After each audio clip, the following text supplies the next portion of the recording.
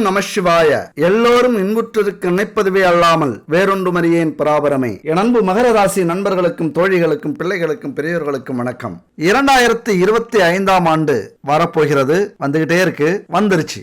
ஏன் இப்படி சொல்றேன் அப்படின்னா, பிறக்கிறதுக்கு முன்னாடி பாக்குறவங்களுக்கும் பிறந்துகிட்டே இருக்கும்போது இந்த வீடியோ பாக்குறவங்களுக்கும் பிறந்ததுக்கு அப்புறம் 2025ல இந்த வீடியோ பாக்குறவங்களுக்கும் பொருந்தணும். அதனாலதான் இப்பவே 3 காலத்தையும் சேர்த்து சொல்லிட்டேன். அப்ப அந்த 2025ஆம் ஆண்டு என் அன்பு நண்பர்களுக்கும் தோழிகளுக்கும் இன்னும் பெரியோர்களுக்கும் எப்படி இருக்க போகுது அப்படிங்கறதான் எல்லோருடைய எதிர்பார்ப்பும். ஒரு வருஷம் அப்படிங்கிறது சாதாரண விஷயம் கிடையாது. 12 மாதம் அடங்கியது ஒரு வருஷம். அந்த 12 மாசத்துல ஒருவருடைய வாழ்க்கை மேலே மேலே மேலே போகலாம், கீழேயும் போகலாம். தலைகீழா மாறக்கூடிய அமைப்பு இந்த ஒரு வருஷத்துக்கு வலிமை உண்டு. அந்த வகையில பார்த்தோம் அப்படின்னா, இந்த 2025ஆம் ஆண்டு முழுக்க முழுக்க உங்க வாழ்க்கையில என்ன மாற்றத்தை ஏற்படுத்த போகுது, எதுல சறுக்கல் இருக்கலாம், என்னென்ன பரிகாரங்கள்லாம் செய்யும் போது இந்த சறுக்கலை நம்ம சமாளிக்கலாம் அப்படிங்கறத பத்தி இந்த வீடியோல முழுமையா நம்ம பார்க்க போறோம். கொஞ்சம் எக்ஸ்ட்ரா டைம் இருந்தாலும் முழுசா பாத்துருங்க. இந்த 2025ஆம் ஆண்டு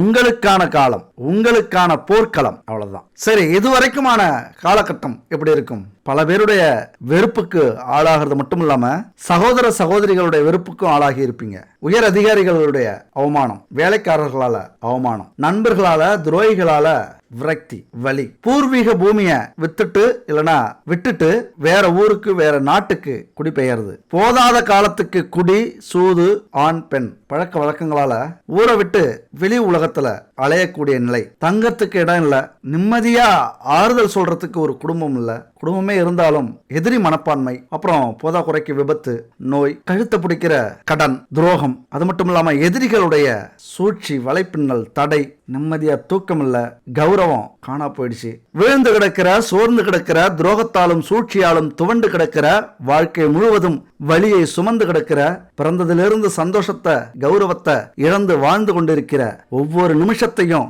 வாழ்க்கைங்கிற போராட்ட களத்துல ஓய்வே இல்லாம வாழ்வா சாவாங்கிற கடைசி கட்டத்தை கடத்தி கொண்டிருக்கிற என் அன்பு ஆண் சிங்கங்களுக்கும் பெண் தங்கங்களுக்கும் இந்த 2025ஆம் ஆண்டு அப்படிங்கிறது இந்த உலகத்துக்கே நீங்கள் விடப்போகும் அரைக்கூவல் என்ன தெரியுமா? நான் வீழ்வேன் என்று நினைத்தாயோ, மறுபிறவி எடுத்து மாவீரனாக, மாவீர மங்கையாக மாறும் வருடம் இது. எப்படி அடிச்சு சொல்றேன் அப்படின்னு பாக்குறீங்களா? அதுதாங்க இந்த 2025ஆம் ஆண்டு 50-60 வருடங்களுக்கு பிறகு அமையக்கூடிய ஒரு அற்புதமான கிரக அமைப்பு. இந்த 2025ஆம் ஆண்டை பொறுத்த வரைக்கும் பெரிய கிரகங்கள் பயிற்சி ஆவதுதான் பெரிய பிளஸ் உங்களுக்கு. நான் எல்லா வருஷமே ஒரே நேரத்துல இந்த பெரிய கிரகங்கள் பயிற்சி ஆகாது. ஒரு வருஷம் ஆகும், இடையில ஒரு வருஷம் ஆகாது, அடுத்த வருஷம் ஆகும். ஏன்னா சனி பகவானை பொறுத்த வரைக்கும் சனி பயிற்சி 2.5 ஆண்டுகளுக்கு ஒரு முறை ஆகுது. அதனால இடையில ஒரு வருஷம் ஆகாது பயிற்சி. ஆனா எல்லா பயிற்சியும், எல்லா கிரகத்தினுடைய பயிற்சியும் இந்த 2025ஆம் ஆண்டு ஆவறதுனால மகர ராசி நண்பர்களுக்கு மிகப்பெரிய மாற்றம் அப்படிங்கறத விட முன்னேற்றம் உங்களுக்கு அதிகமா இருக்கும். ஏன்னா மார்ச் மாசம் சனி பயிற்சியும், மே மாசம் உடனே குரு பயிற்சியும், அந்த மாசத்திலேயே ராகு கேது பயிற்சி நடக்குது. அதனாலதான் மகர ராசி நண்பர்களுக்கு செம்மையா வேலை செய்ய போது இந்த கிரக அமைப்பு. நீங்க செய்றீங்களோ இல்லையோ, உங்களுக்காக இந்த கிரகங்கள் வேலை செய்ய போகுது. அதாவது நீங்க நினைச்சு சிரிக்கிறது எனக்கு புரியுது. மாயி அண்ணன் வந்திருக்காக, மாப்பிள்ள முக்கச்சாமி வந்திருக்காக, மற்றும் உறவினர்கள்லாம் வந்திருக்காக, வாமா மின்னலு அப்படிங்கிறது மாதிரி எந்த பயிற்சினாலையும் எங்க வாழ்க்கை மாற மாட்டாங்குது.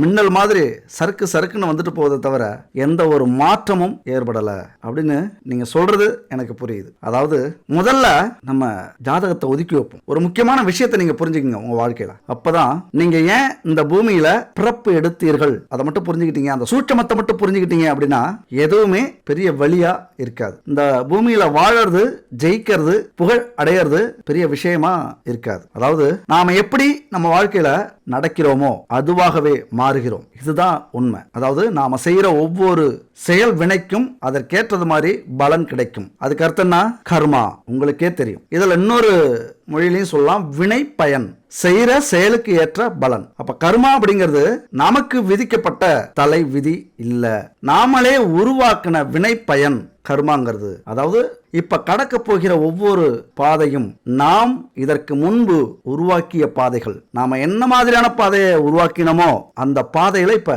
நடக்க போகிறோம். இதுதான் வாழ்க்கை அப்படிங்கிறது. ஒரு வட்டம் எவ்வளவு ஈஸியா சிம்பிளா சொல்லிட்டாங்க பாத்தியா. அப்ப ஒவ்வொரு செயலுக்கும் கிடைக்கக்கூடிய பலன் தான் இப்ப நம்ம அனுபவிச்சுட்டு இருக்கோம், அனுபவிக்க போறோம். இந்த சூட்சமத்தை நீங்க புரிஞ்சுக்கணும். அப்ப இப்பதான் புரிஞ்சுக்கிறீங்க அப்படின்னா இதுக்கு முன்னாடி போனதை விட்டுருங்க.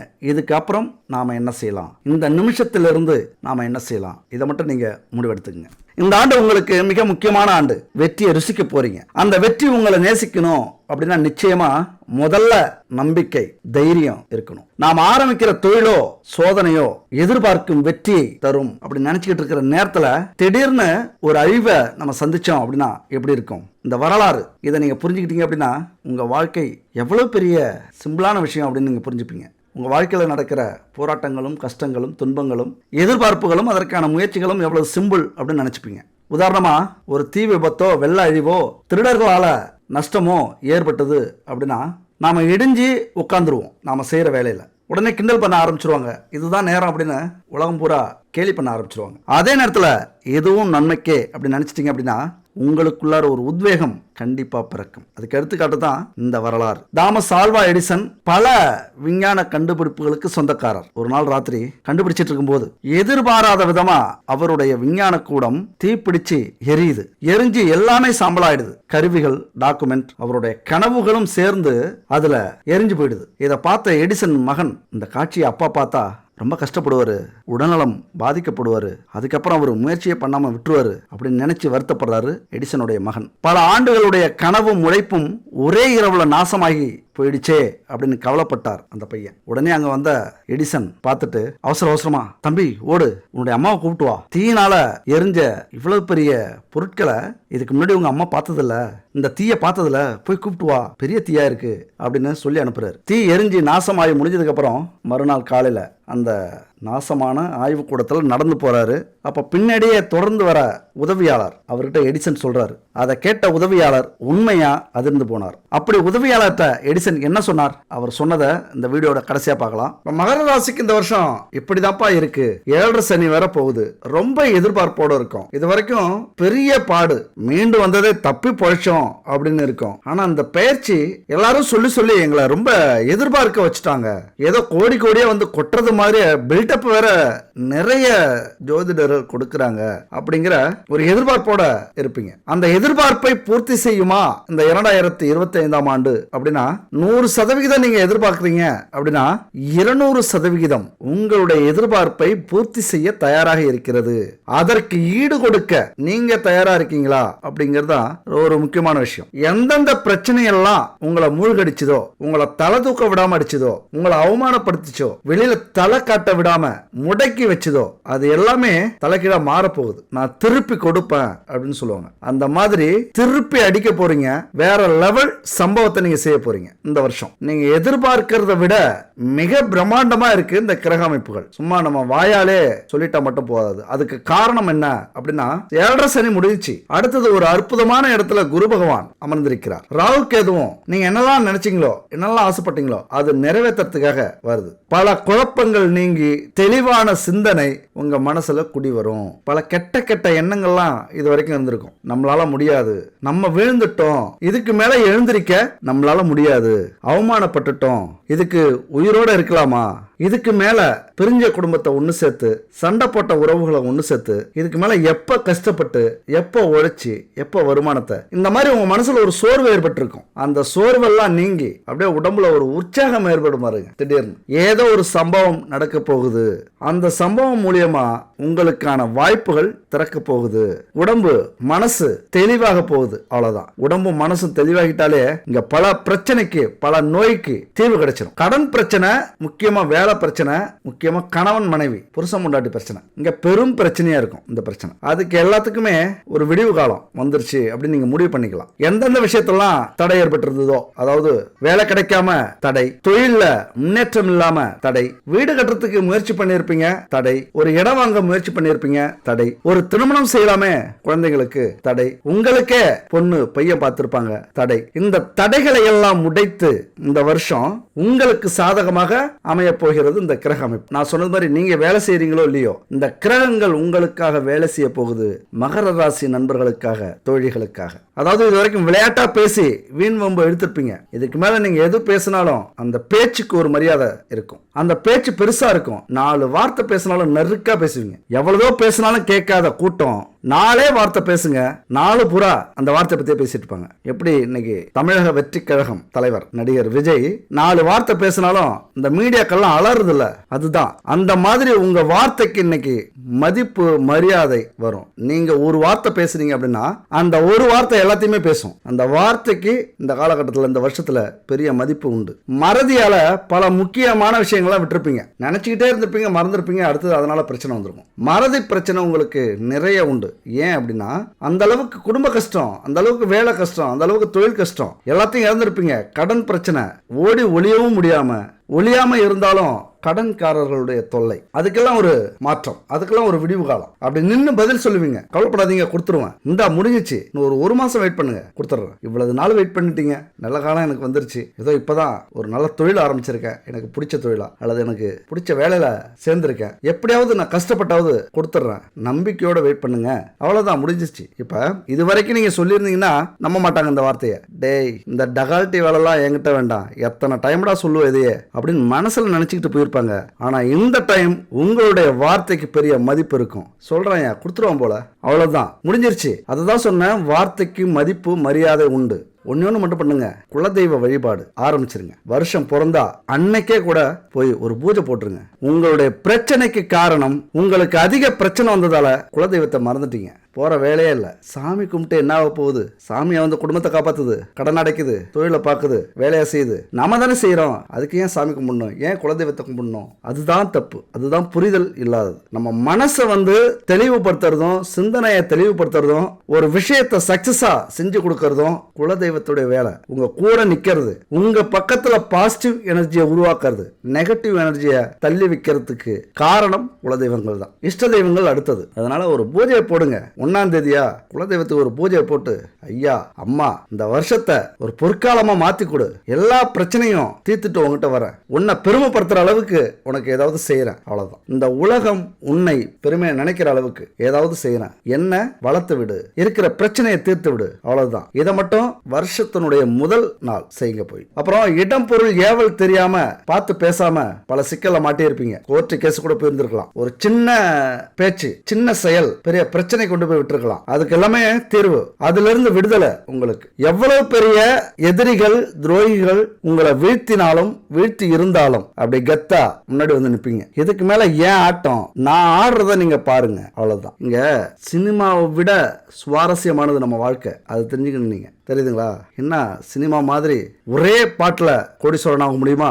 ஆனால் அங்க நடக்காத சுவாரஸ்யமான விஷயங்கள் கூட நம்ம வாழ்க்கையில நடக்கும், அதை விட பயங்கரமா இருக்கும். அப்படிதான் நடக்க போகுது மகர ராசி நண்பர்களுக்கும் தோழிகளுக்கும். குடும்பத்துல இதுவரைக்கும் பட்டும் படாமலும் தொட்டும் தொடாமலும் மரியாதை இல்லாம கொஞ்சம் திட்டு வாங்கிட்டு, கொஞ்சம் பிரச்சனையில பிரிவு இருக்கும், ஒரு ஈகோ இருக்கும், கொஞ்சம் அவமானப்படுத்தி இருப்பாங்க, பொறுக்க முடியாம. அதுக்கெல்லாம் இனிமே வேலையே இல்லை. உங்க பக்கம் நியாயம், தர்மம், உங்க பக்கம் இனிமே வெற்றி. மகர ராசி அப்படின்னா இன்னொரு பேர் 2025 வெற்றி பெற ராசி. ஒரு ஆக்கப்பூர்வமான எண்ணம் வரும், அதை நடைமுறைப்படுத்துவீங்க. முன்னேற்றத்துக்காக எதை செஞ்சாலும் செய்வீங்க. உங்க வாழ்க்கையில முன்னேறத்துக்கு இதை செய்யணுமா, இதெல்லாம் செய்யணுமா, இதையும் செய்யணுமா, எல்லாத்தையும் செய்வீங்க, அவ்வளவுதான். சின்னதோ பெருசோ துணிந்தவனுக்கு தூக்கு மேடை ஒரு பஞ்சு மெத்தை அப்படின்னு சொல்லுவாங்க. அந்த மாதிரி எல்லாத்துக்கும் துணிஞ்சு இறங்கி அடிக்க போறீங்க மகர ராசி நண்பர்களும் தோழிகளும். வீட்டுக்கு ஒரு பைசா இது வரைக்கும் செலவு பண்ணிருக்க மாட்டீங்க, ரொம்ப பார்த்து செலவு பண்ணுவீங்க. யாராவது ஏதாவது கேட்டா எரிஞ்சு விழுந்திருப்பீங்க, திட்டி இருப்பீங்க. ஒரு பைசா வழி இல்ல, இது தேவையா? இனிமே அந்த மாதிரிலாம் கேட்க மாட்டீங்க. என்ன வேணுமோ வாங்கிக்கிங்க, ஆளை விடுங்க, எனக்கு வேலை நிறைய இருக்கு, நான் என்ன வாங்க வேணாம்னு சொல்றேன், எனக்கு வேலை நிறைய இருக்கு, நீங்க வாங்கிக்கிங்க. இதை இந்த காலகட்டத்தில் செய்வீங்க. அதாவது இதெல்லாம் கேட்கும்போது உங்களுக்கு ரொம்ப சந்தோஷமா இருக்கும். வானத்தை போல படத்துல 2 இட்லி சேர்த்து வைங்க, 2 வடை சேர்த்து வைங்கன்னு சொல்லுவாங்க. புகழ செந்தில் அங்க புகழ்ந்து பேச விஜயகாந்த் சேர்த்து வைங்க சொல்லுவாங்க. அதுக்கப்புறம் நீனும் புகழ்ந்து பேசுன, நானும் மகிழ்ச்சிக்காக பேசணும் அப்படிங்கிற மாதிரி உங்களை மகிழ்ச்சி படுத்துறதுக்காக இந்த வார்த்தை அப்படின்னு தயவு செஞ்சு நினைச்சிடாதீங்க, அலட்சியப்படுத்திடாதீங்க. இது சினிமா இல்ல, வாழ்க்கை. இது கதை இல்ல, வாழ்க்கை. உங்களுடைய வாழ்க்கைய பிறந்தோம் வளர்ந்தோம் காணாம போனோம் 150 வருஷத்துக்கு அப்புறம் அப்படின்னா அது வாழ்க்கையில சரித்திரத்தில் இன்னும் ஒரு 4-5 தலைமுறைக்காவது நிலைச்சு நிக்கணும். அப்படி இடம் பிடிச்சிட்டீங்க அப்படின்னா அடுத்த ஜென்மம் அதே குடும்பத்துல நீங்க பிறப்பீங்க, ஏதோ ஒரு உறவாக. இது 100% உண்மைங்க. இன்னைக்கு நீங்க என்ன விதைச்சிட்டு போறீங்களோ உங்க குடும்பத்துல, நாளைக்கு அதை நீங்க வேறொரு உறவாக பிறந்து அதை அறுவடை செய்வீங்க. இதெல்லாம் ஒரு கர்மா. புரிஞ்சுக்கிட்டவங்களுக்கு தான் இது புரியும், புரியாதவங்களுக்கு ஏதோ வளர்றான் விடு, காசுக்காக வளரிட்டு போட்டோம். சரி, அடுத்தது கிடப்பில் கிடந்த தடை ஏற்பட்டு இருந்த பல நல்ல திட்டங்கள்லாம் இனிமே ராக்கெட் மாதிரி எழுந்து நடக்க ஆரம்பிச்சிடும். பெரிய மன உளைச்சல் இருந்திருப்பீங்க, இது நடக்கலையே, அது நடக்கலையே, இது செயல்படலையே, இது ஆரம்பிக்கலையே, இது பாதியிலே நிக்குது, இந்த வேலை முடியலையே, இப்படி பல மன உளைச்சல் டென்ஷன் குடும்பத்து மேல காட்டியிருப்பீங்க. அது நீங்க பெண்களோ ஆண்களோ எப்ப பார்த்தாலும் இந்த புலம்பல் இருந்துகிட்டே இருக்கும். இனிமே ஒரு உத்வேகம் நடந்துரும், முடிஞ்சிடும், ஆயிடும். ஏன் கவலைப்படுற, நான் இருக்கேன், இந்தா இதை வச்சுக்கிட்டு அந்த வேலையை முடிச்சிட்டு எப்படியாவது.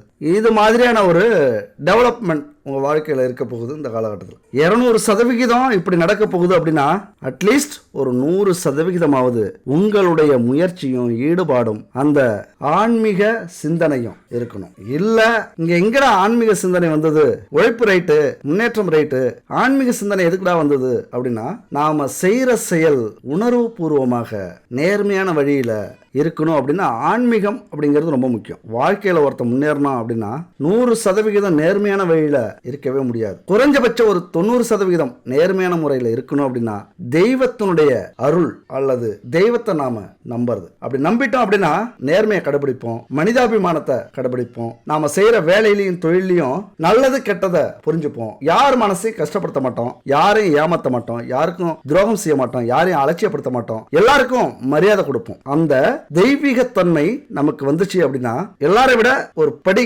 மேல நாம நிற்போம். நமக்கான மரியாதை கிடைக்கும், கௌரவம் கிடைக்கும். அது கிடைச்சிட்டாலே ஒரு உற்சாகம், நிம்மதி, ஒரு சந்தோஷம். அதுவே நம்ம தொழிலை டெவலப் பண்றதுக்கு, புதுசு புதுசா சிந்திக்கிறதுக்கு பரவாயில்ல, நல்லா பாராட்டுறாங்க, இன்னொரு படி மேல நல்லா சிந்திக்கணும், நல்லா செயல்படணும், ஜெயிக்கணும். அப்ப உங்களுடைய உழைப்பு 100% இருக்கும்போது கண்டிப்பா வெற்றி உங்களுக்கானது. ஒண்ணு இல்லைங்க, வேலையிலையும் தொழிலையும் நீங்க எந்த தொழில் வேணாலும் செய்யுங்க, எந்த வேலை வேணாலும் செய்யுங்க. உலகத்துல யார் எது சொன்னாலும் எது நடந்தாலும் கண்டுக்காம போக்கஸ் பண்ணுங்க, அவ்வளவுதான். நீங்க எடுக்கிற வேலையில உங்களுடைய எண்ணத்தையும் சிந்தனையையும் தொடர்ந்து ஒரு 6 மாசத்துக்கு வச்சீங்க அப்படின்னா கண்டிப்பா அங்க வெற்றி இல்லாம இருக்கவே இருக்காது. நீங்க எடுக்கிற வேலையில கண்ணும் கருத்துமா இருக்க வேண்டியது மிகவும் அவசியம். அப்படி இருந்துட்டீங்க அப்படின்னா உங்க வாழ்க்கையில இந்த ஆண்டு உச்சத்தை அடைவீர்கள். நீங்க செய்யற வேலைய ஏதோ கடமைக்காகவும், விதியே இதெல்லாம் நம்ம செய்ய வேண்டியதா இருக்கு, நம்ம படிச்ச படிப்புக்கும் செய்யற வேலைக்கு சம்பந்தமே இல்லையே அப்படிங்கிற வெறுப்பு இல்லாம எதை செஞ்சாலும் அதை கடவுளாக, ஏன்னா நம்ம நாட்டுல கடவுளுக்கு பஞ்சம் இல்லை. இதை நிறைய பேர் கேலி பண்ணுவாங்க.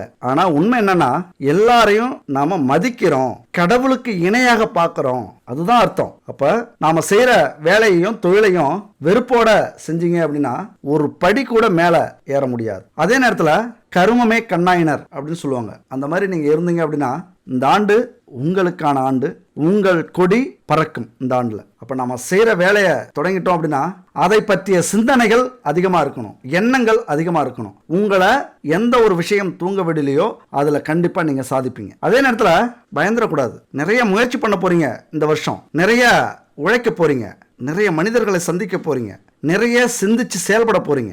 ஆனால் அங்க நம்பிக்கை தான் முக்கியம். உண்டு உண்டு என்று நம்பிக்கை எடு, இங்கு உன்னை விட்டால் பூமி ஏது கவலை விடு, 2ல் 1 பார்ப்பதற்கு தோளை நிமிர்த்து, 2ல் 1 பார்ப்பதற்கு தோளை நிமிர்த்து, அதில் நீதி உன்னை தேடி வரும் மாலை தொடுத்து, ஹே நெஞ்சம் உண்டு நேர்மை உண்டு ஓடு ராஜா, நேரம் வரும் காத்திருந்து பாரு ராஜா.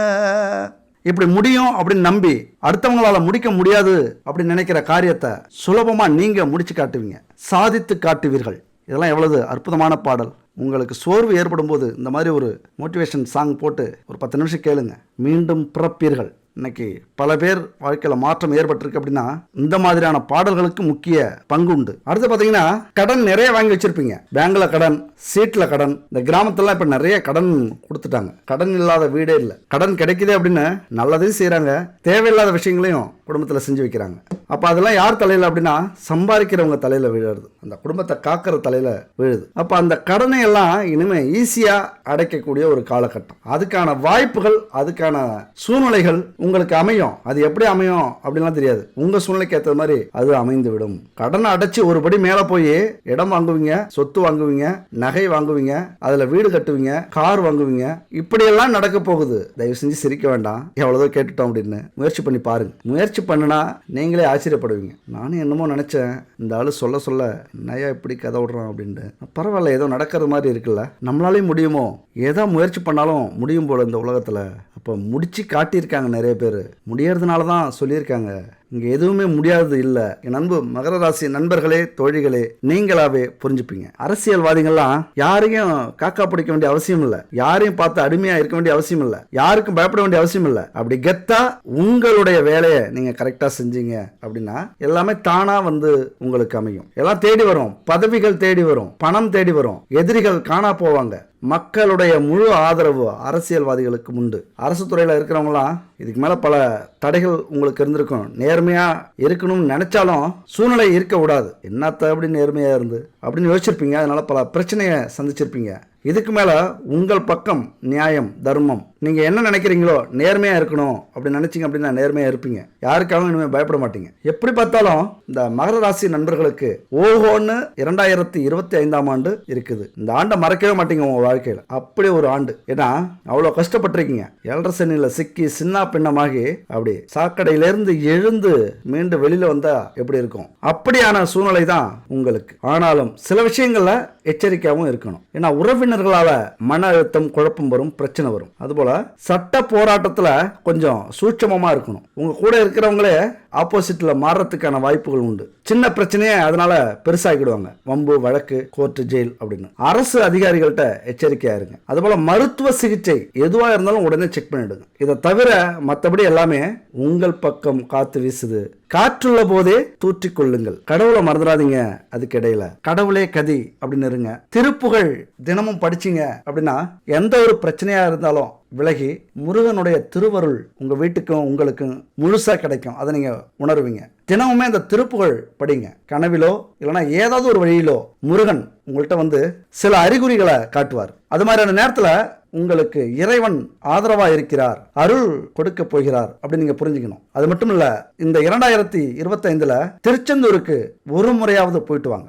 ஏன் அப்படி சொல்றேன் அப்படின்னா, படைத்தல், காத்தல், அழித்தல் இந்த 3 செயல்களையும் செய்யக்கூடிய பிரம்மா, விஷ்ணு, சிவன் இந்த மும்மூர்த்திகளுடைய வடிவமா திருச்செந்தூர்ல முருகப்பெருமான் அருள் செய்கிறார். அந்த இடத்துக்கு போனீங்க அப்படின்னா குறைஞ்சபட்சம் ஒரு 8 முதல் 12 மணி நேரம் அங்கேயே இருங்க. காலையில போனா மாலை வரைக்கும் அங்க தங்குங்க. இரவு போனா மறுநாள் காலை வரைக்கும் தங்கிட்டு வாங்க. அப்பதான் அந்த முருகப்பெருமானின் முழு அருள் உங்களுக்கு கிடைக்கும், பரிபூரணமா கிடைக்கும். அதனால இந்த திருச்செந்தூர் தலத்துக்கு இந்த வருஷம் ஒரு முறையாவது போயிட்டு இந்த முருகனை வழிபட்டு வாருங்கள். நிச்சயம் அந்த முருகன் அருளால் கர்ம வினையெல்லாம் கரைந்து உங்களது தலையெழுத்தே மாறும். அது எவ்வளவு பெரிய விபத்து, பிரச்சனை, சூழ்நிலைகள் வந்தாலும் உங்களுக்கான பிரச்சனைகளை அவர் முடித்து வைப்பார். கர்ம வினையவே தீர்ப்பார். எவ்வளவு பெரிய விஷயம். ஏன்னா 3 மும்மூர்த்திகளும் அவருடைய வடிவில் இருக்காங்க அப்படிங்கிறது ஐதீகம். அது மட்டும் இல்ல, திருச்செந்தூர் போயிட்டு முருகனை தரிசனம் செய்யறது மட்டும் முக்கியம் இல்ல, முருகன் அவரது பார்வை நம்ம மேலே விழணும். அதுதான் ரொம்ப முக்கியம். அப்ப திருச்செந்தூர் போறதுக்கு முன்னாடி நம்முடைய உடலையும் மனதையும் தயார்படுத்த வேண்டும். அதுக்காக கிளம்புறதுக்கு முன்னாடியே வீட்டுல முருகப்பெருமானின் படத்துக்கு விளக்கேற்றி வச்சு முருகன்ட்ட மனம் விட்டு பேசுங்க. நமக்கு எத்தனையோ மனக்குறைகள் இருக்கும், எத்தனையோ கஷ்டங்கள் இருக்கும், தேவைகள் இருக்கும், கவலைகள் இருக்கும், பிரச்சனைகள் இருக்கும், எதிரிகள் இருப்பாங்க, தொழில் துரோகிகள் இருப்பாங்க. ஆனா அதையெல்லாம் முருகன்கிட்ட சொல்லி புலம்புறதை விட்டுட்டு முருகனோட ஒன்றி மனம் விட்டு பேசுங்க. மனதார முருகா அப்படின்னு அடையுங்க. நீயே துணை எனக்கு, உன்னை தவிர என்னை காக்க யாருமே இல்லை, நீயே கதி, நீ அழைத்தால் மட்டுமே நான் திருச்செந்தூர் வருவேன் அப்படின்னு மன உறுதியோட சொல்லி தினமும் இந்த திருப்புகழ் படியுங்க. ஏதாவது ஒரு சூழ்நிலையில அவராவே உங்களை கொண்டு போய் திருச்செந்தூர்ல விடுவார். உங்களால தவிர்க்கவே முடியாது. அந்த நேரத்துல அவர் நினைக்கும் போது நீங்க அங்க இருப்பீங்க. அங்க போயிட்டு அந்த நேரத்துல வந்துட்டீங்க அப்படின்னா கர்ம வினைகள் கரைந்து கோடீஸ்வரராக பணத்துல மட்டும் இல்ல மனதிலையும் அந்த புனிதத்தை உங்களால அடைய முடியும். என் அன்பு நண்பர்களே, நான் சொல்றது எல்லாமே இதுதான். நீ எவ்வளவு பெரிய கோடீஸ்வரனாகவும் இருக்கலாம், நீ எவ்வளவு பெரிய ஏழையாகவும் இருக்கலாம். உங்க வீட்டு பூஜை அறையும் சமையல் அறையும் சுத்தமாக இல்லைன்னா இது எல்லாத்துக்கும் ரொம்ப கீழே. இந்த ரெண்டுமே நம்ம வாழ்க்கையிலையும் சரி நம்ம வீட்லயும் சரி ரொம்ப ரொம்ப முக்கியம். பூஜை அறையில நறுமணம் வீசிக்கிட்டே இருக்கணும், ஒரு வாசனை வந்துகிட்டே இருக்கணும் எப்பொழுதுமே சரி. நாற்றம் இதெல்லாம் வந்ததுன்னா சத்தியமா நம்ம வாழ்க்கையில முன்னேறவே முடியாதுங்க. அங்கத்தான் எதிர்மறை சக்திகள் நம்ம வீட்டில் இருக்கு. சில வீட்டுக்கு போனோம்னா நமக்கு ஏதோ ஒரு வாடை வந்துகிட்டே இருக்கும். நீங்கள் கவனிச்சிருப்பீங்க. நம்ம வாழ்க்கையில் முன்னேறவே முடியல, அடிக்கடி பிரச்சனைகள், வீட்டில் சந்தோஷமே இல்லை, சுப நிகழ்ச்சியிலே நடக்கல, எந்நேரம் பார்த்தாலும் சண்டை சச்சரவுகள், அழுகை, கடன் பிரச்சனை இப்படி இருக்குன்னா அதுக்கு காரணம் நம்ம வீட்டில் இருக்கிற எதிர்மறை சக்திகள் தான் காரணம். அதுபோல் வெள்ளி செவ்வாய் இந்த கிழமையெல்லாம் தீபம் ஏற்றி ஊதுபத்தி இல்லைனா சாம்பிராணி அகர்பத்தி இதெல்லாம் ஏற்றி வழிபடுங்க. கண்டிப்பாக மற்ற 7 நாள்லையும் முடியலன்னா இந்த 2 நாளாவது செய்யுங்க. வெள்ளிக்கிழமையில் மகாலட்சுமிக்கு நாணயத்தால் பூஜை செய்வது நம்ம வீட்டில் மகாலட்சுமி குடியிருக்க உறுதி செய்யறது மாதிரி. ஊறுகாய் அப்படிங்கிறது மிக மிக முக்கியமானது. நம்ம வீட்டில் ஊறுகாய் இருக்கும், இதெல்லாம் தெய்வீகத்துக்கு தொடர்புடையதா அப்படின்னு இது வரைக்கும் நிறைய பேத்துக்கு தெரியாது. ஆனால் குபேரனுக்கு மிகவும் பிடித்த உணவு ஊறுகாய். அதனால வீட்டின் சமையல் அறையில் உப்பு, ஊறுகாய், மஞ்சள் இதெல்லாம் இருந்துகிட்டே இருக்கணும். பணத்துக்கு குறை இருந்தாலும் இந்த உப்பு, ஊறுகாய், மஞ்சள் இதுக்கெல்லாம் குறையே இருக்கக்கூடாது. இதெல்லாம் இருக்கும்போது தான் நம்ம வீட்டில் மகாலட்சுமி குடியிருப்பாள். இந்த பூஜை பொருட்கள் உங்கள் வீட்டில் இருக்கா அப்படின்னு கன்ஃபார்ம் பண்ணிக்கங்க. உங்கள் வாழ்க்கையில் மிகப்பெரிய மாற்றத்தை நீங்கள் ஏற்படுத்துவீங்க. லட்சுமி விளக்கு வச்சுக்கோங்க. நெய் இருக்கான்னு பாருங்க. 7 வகையான திரி வாங்கி வச்சுக்கோங்க. என்னென்ன வகை திரி? பஞ்சு திரி, வாழைத்திரி, தாமரைத்தண்டு திரி, எருக்கந்திரி, மஞ்சள், சிகப்பு, பச்சை திரி, இப்படி 7 வகையான திரிக்கள் இருக்கணும். பஞ்சதீப எண்ணெய் இருக்கணும். பஞ்சகாவிய விளக்கு இருக்கணும். அகர்பத்தி, சாம்பிராணி, சூடம், பணத்தை ஈர்த்து கொடுக்கக்கூடிய பச்சை கற்பூரம், பாவ புண்ணியங்களை சரி பண்ணக்கூடிய பச்சரிசி கோலமாவு, நான் சொன்ன மாதிரி குபேரனுக்கு பிடிச்ச ஊறுகாய், உப்பு, மஞ்சள். இந்த பொருள்லாம் இல்லாமல் எந்த வீடு இருக்குதோ அந்த வீட்டில் அடித்து சத்தியமாக சொல்கிறேங்க, குபேரனும் இருக்க மாட்டார், லட்சுமியும் இருக்க மாட்டாங்க. அப்படின்னா என்ன? பணங்காசு தங்காது. எந்நேரமும் கடன் பிரச்சனை இருந்துகிட்டே இருக்கும். இந்த பணத்தால் பிரச்சனை இருந்துகிட்டே இருக்கும். ஏன்னா எதிர்மறை சக்திகள் நம்ம வீட்டில் இருக்குது அப்படின்னு அர்த்தம். முடிஞ்ச வரைக்கும் இந்த பொருள்லாம் சுத்தமான பொருளாக வச்சுக்கிங்க. கலப்படம் இல்லாத எண்ணெயோ அல்லது பச்சை கற்பூரமோ. நம்ம கடவுளுக்கு தான் இதெல்லாம் செய்கிறோம், ஏதோ ஒரு பொருளை கடையில் வாங்கி கம்மியாக கிடைக்குதுன்னு பரிகாரம் செய்வோம் அப்படின்னு நினச்சிங்கன்னா அந்த பரிகாரத்துக்கு அந்த அளவுக்கு உங்களுக்கு பலன் கிடைக்காது. முடிஞ்ச வரைக்கும் நம்ம மனசாட்சிப்படி சுத்தமான பொருளை தேடுவோம். எங்கேயும் கிடைக்கல அப்படின்னா இந்த ஸ்க்ரீனில் இருக்கிற நம்பருக்கு கான்டாக்ட் பண்ணுங்கள். குட் பேபி சுத்தமான தரமான பூஜை பொருட்களாக இவங்க கொடுத்துக்கிட்டு இருக்காங்க. வாங்கி முயற்சி பண்ணி பாருங்கள். உங்களுக்கு தேவைன்னா இந்த விஷயத்தை எடுத்துக்கங்க. இது ஒரு விளம்பரம் தான். வீட்டில் வாங்கி வச்சு இந்த பூஜைகள் எல்லாம் செய்யுங்க, பரிகாரங்களை செய்யுங்க. நம்ம வாழ்க்கையில் உணவு எப்படியோ அரிசி, பருப்பு, கோதுமை, காய்கறிகள், மசாலா ஐட்டங்கள்லாம் இருக்குதோ அந்த மாதிரி கிச்சன் ரூமில் இந்த பொருளாக இருந்ததுன்னா பூஜை ரூமில் இந்த பொருள் இருந்தே ஆகணும். எதிர்மறை சக்திகள் வீட்டில் இருக்காது, நேர்மறை சக்திகள் நிறைந்திருக்கும். உங்கள் வீட்டில் எந்த ஒரு கஷ்டமுமே வராது. மிகப்பெரிய மாற்றத்தை அது ஏற்படுத்தும். இதெல்லாம் யாருக்கு தெரியுமா? நம்பினவங்களுக்கு மட்டும்தான். நம்பிக்கை இல்லாமல் கமெண்ட்ஸில் நம்மளை திட்ட ஆரம்பிச்சிடுவாங்க. என்ன விளம்பரமா, நல்ல ப்ராடக்ட்டு அட்வர்டைஸிங்க, நல்லா மார்க்கெட்டிங் திறமையா, இப்படி பல எழுத்துக்கள். அதை பற்றி நமக்கு என்னப்பா கவலை? மற்றவங்களை பற்றி நம்ம கவலைப்பட வேண்டிய அவசியமே இல்லை. நம்ம வேலையை நம்ம சரியாக செய்கிறோமா? திருடல, கொள்ளடிக்கல, அடுத்தவங்க வயிற்றுல அடித்து வயிற்றெரிச்சலோட நம்ம பணம் சம்பாதிக்கல, நேர்மையாக இந்த வேலையை நம்ம செஞ்சுக்கிட்டு இருக்கோம். இந்த பிரபஞ்சம் சொல்லி அனுப்புனதை உங்கள்கிட்ட சொல்லிக்கிட்டு இருக்கோம். அவ்வளோதான். இதை மட்டும் நீங்கள் ஃபாலோ பண்ணீங்க அப்படின்னா செல்வ செழிப்பின் உச்சிக்கே நீங்கள் போவீங்க அப்படிங்கிறது நான் சொல்லலை, சாஸ்திரங்கள் உறுதியாக சொல்கிறது. சீக்கிரம் நீங்கள் செல்வந்தர் ஆகணும் அல்லது கோடீஸ்வரர் ஆகணும், செல்வங்களையும் புகழையும் உங்கள் வீட்டுக்கு கொண்டு வரணும், பிரச்சனைகளையும் தடைகளையும் உடைக்கணும் அப்படின்னா இந்த தாந்திரிக ரகசியத்தை கேட்டுக்குங்க. இது தன ஆகர்ஷண ரகசியம். அதாவது வீட்டில் அஷ்டலட்சுமிகளையும் செல்வங்களையும் கொண்டு வரக்கூடிய ஒரு பரிகாரம் இது. ஒரு வளர்பிறை வெள்ளிக்கிழமை அன்னைக்கு அதிகாலையில் குளிச்சுட்டு சுத்தமான உடையில் நீங்கள் என்ன பண்ணுறீங்க, ஒரு மஞ்சள் விரிப்பு ஒரு துண்டை போட்டு கிழக்கு முகமாக பார்த்து அமர்ந்து கொள்ளுங்கள். அதுக்கு பக்கத்திலேயே மஞ்சளால் பிடிச்ச பிள்ளையாரை வச்சுக்கோங்க. வடக்கு முகமாக மகாலட்சுமி படத்தையும் எடுத்து வச்சுக்கோங்க. அதுக்கு முத நாள் ஒரு வேளை நீங்கள் செய்யணும். என்ன செய்றீங்க அப்படின்னா, பவளமல்லி செடியோட வேரில் ஒரு சிறிய துண்டு எடுத்துக்கோங்க. அப்புறம் 11 சிறிய வெள்ளை குண்டுமணியை எடுத்துக்கோங்க. வெள்ளை குண்டுமணி அப்படின்னா வெண்குண்டுமணி அப்படிங்கிறது தான் வெள்ளை குண்டுமணி. சிவப்பு குண்டுமணி மாதிரியே தெரியும். அதில் 11 குண்டுமணி எடுத்துங்க. ஒரு தாயத்தில் அந்த வேரையும் 11 குண்டுமணியும் போட்டு அடைச்சி வச்சுக்கிட்டு பிரம்ம முகூர்த்தத்தில் நம்ம இப்போ செய்ய போகிற அந்த பூஜையில் வச்சுக்கிங்க. அதுக்கப்புறம் நொச்சி செடிக்கு என்ன பண்ணுறீங்க, மஞ்சள் எடுத்து மஞ்சள் கயிறால் காப்பு கட்டி அந்த ஆணி வேரை எடுத்து சந்தனம் குங்குமம் இதெல்லாம் தடவிக்குங்க. கொண்டு வந்து அந்த பூஜை அறையில் வச்சுங்க. இப்போ பிரம்ம முகூர்த்தத்தில், அதாவது 4:30 to 5:30 இந்த பிரம்ம முகூர்த்தத்தில் வெள்ளிக்கிழமை அன்னைக்கு அதிகாலையில் உட்காந்துடுறீங்க. நம்ம சொன்ன மாதிரி சுத்தமாக ஆடை உடுத்திக்கிட்டு மஞ்சள் துணியில் அமர்ந்துக்கிட்டு போட்டோ அது மாதிரி பிள்ளையெல்லாம் பிடிச்சி வச்சு உட்காந்துருங்க. அப்படியே வெற்றிலை, பாக்கு, ஏலக்காய், தேங்காய், பழம், ஊதுபத்தி இதெல்லாம் ஒரு பித்தளை தட்டில் வச்சு தீபாராதனைக்காக வச்சுங்க. பூஜையை தொடங்கிங்க. இந்த பூஜைக்கு குத்து விளக்கு மிக மிக நல்லது. குத்து விளக்கில் பஞ்சதீப எண்ணெயை ஏற்றி வச்சுக்கங்க. பஞ்சபூதங்களை தன் வசப்படுத்தக்கூடிய ஆற்றல் அந்த பஞ்சதீப எண்ணெய்க்கு உண்டு. அதுபோல் பச்சரிசி கோலமாவால், மண் பவுடரால் பண்ணாதீங்க, பச்சரிசி கோலமாவால் தாமரைப்பூ கோலம் நீங்கள் அமர்ந்திருக்கிறதுக்கும் பக்கத்தில் போட்டுக்குங்க. பஞ்சகாவிய விளக்கு இல்லைனா பஞ்சகாவிய சாம்பிராணி இல்லைனா பஞ்சகாவிய அகர்பத்தி இதை நீங்கள் வாங்கி அங்கே ஏற்றி வச்சிங்க. பஞ்சகாவியம் அப்படின்னா பால், தயிர், கோமியம், சாணம், நெய் இந்த 5 பொருட்களையும் சேர்த்து தயாரிக்கப்பட்டதான் இந்த பஞ்சகாவிய பொருட்கள். பசுமாடு அப்படின்னாலே அஷ்டலட்சுமிகள் குடிக்கொண்டிருக்கிற ஒரு இடம் அப்படின்னு சொல்லுவாங்க. நம்ம சொன்ன பொருட்கள்லாம் வச்சுக்கிட்டு தீபதூபம் ஏற்றும் போது இந்த மந்திரத்தை சொல்லுங்க. ஏற்றி முடித்த உடனே இந்த மந்திரத்தை சொல்லுங்க. 108 முறை மந்திரத்தை சொல்லணும். ஓம் யாதேவி சர்வ பூதேஷு லக்ஷ்மி ரூபேண சமஸ்திதா நமஸ்தஸ்யை நமஸ்தஸ்யை நமஸ்தஸ்யை நமோ நம அப்படிங்கிற அந்த மந்திரத்தை 108 முறை சொல்லுங்க. சரி, இதுக்கு முன்னாடி நம்ம ஒரு ஸ்டோரி பார்த்தோம். எடிசன் அந்த எரிஞ்சு முடிஞ்ச ஆய்வகத்தை கடந்து போயிட்டு இருக்கும்போது உதவியாளர்கிட்ட சொன்னார்னு ஒரு விஷயத்த சொன்னோம். எடிசன் அந்த உதவியாளர்கிட்ட சொல்றாரு, நாம கடவுளுக்குத்தான் நன்றி சொல்லணும்.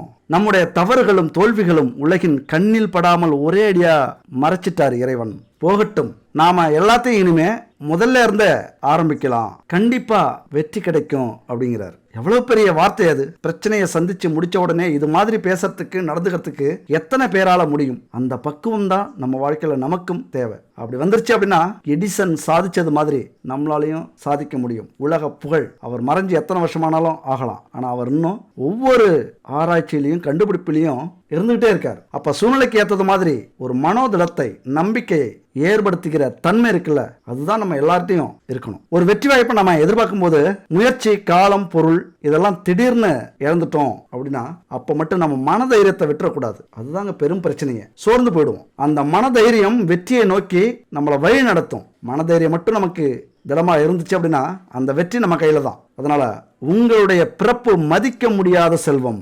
இதை புரிஞ்சுக்கிட்டு பாரதியார் கேட்டார்ல, இன்னல்கள் வரும்பொழுது, துன்பங்கள் வரும்பொழுது, துயரங்கள் சூழும் பொழுது, சூழ்ச்சிகள் வலம் வரும்பொழுது நான் வீழ்வேன் என்று நினைத்தாயோ? ஆணித்தரமா சொல்லுங்க. வீழ்வது தவறல்ல, வீழ்ந்து கிடப்பதுதான் தவறு. ஆக நான் வீழ்வேன் என்று நினைத்தாயோ? ஆம், வீழ்வேன், ஆனால் எழுந்தே தீருவேன். நம்முடைய வெற்றி நேர்கோட்டில் உயர போறதே இல்லை. எப்படியும் மேல ஏத்தம் இறக்கமா தான் இருக்கும். வீழ்ந்தால்தான் எழுச்சி. இழப்புகளை ஏற்க மறுப்பவன் வீழ்ந்தே கிடப்பான். நாங்க சொல்றது வீழ்தல் அப்படின்னா உடல் சார் வீழ்ச்சி அல்ல, மாறா உளம் சார், உள்ளம் சார்ந்த வீழ்ச்சி, மனது சார்ந்த வீழ்ச்சி. எவன் ஒருவன் இழப்புகளை ஏற்க தயாராக இருக்கிறானோ, எவள் ஒருவள் இழப்புகளை ஏற்க தயாராக இருக்கிறாளோ, எவள் வீழ்த்தினாலும் எழுவான் எழுவாள். வீழ்வதற்கு காரணம் நாம இல்லைனாலும் நாம எழுவதற்கு நம் கைகள் காரணமாக இருக்கணும் ராசா, இருக்கணும். வீழ்ந்தவர் ஒரு நாள் சுயமுயற்சியில் எழுந்தே தீர வேண்டும். இந்த உலகத்துல நம்மளை தூக்கிலிட பல வேடிக்கை மனிதர்கள் இருக்கிறார்களே தவிர தூக்கிவிட எவருமே இல்லை. ஆகவே உன்னை நம்பு, இழப்புகளை ஏற்க பழகு, அடிபட நீ உறுதியாவாய். வீழ்ந்தாலும் எழுவோம், விதைகளாய் மறுபிறவிக் கொள்வோம். இந்த பிரபஞ்சத்துக்கு சொல்லுங்க, என்னை படைச்ச உன்னை என்றும் தாழ விடமாட்டேன் பிரபஞ்சமே. நம்மை வீழ்த்த நினைக்கும் ஆத்மாக்களுக்கு சொல்லுங்கள், இருப்பதற்காக வாழும் மனிதர்களுக்கு நடுவிலே வாழ்க்கையை பறப்பதற்காக என வாழும் நான். சாம்பலிலிருந்து மீண்டும் பீனிக்ஸ் பறவை போல உயிர்த்தெழுந்து வாழ்ந்தவன் நான். விழுந்து விட மாட்டேன். தேடிச்சோறு நிதம் நின்று சின்னஞ்சிறு கதைகள் பேசி மனம் வாடி துன்பமிகு உழன்று பிறர்வாட பல செயல்கள் செய்து நரைகூடி கிழப்பருவமெய்தி கொடுங்கோற்று கிரையென பின்பாயும் பல வேடிக்கை மனிதரைப் போலே நான் வீழ்வேன் என்று நினைத்தாயோ? நான் வீழ்வேன் என்று நினைத்தாயோ?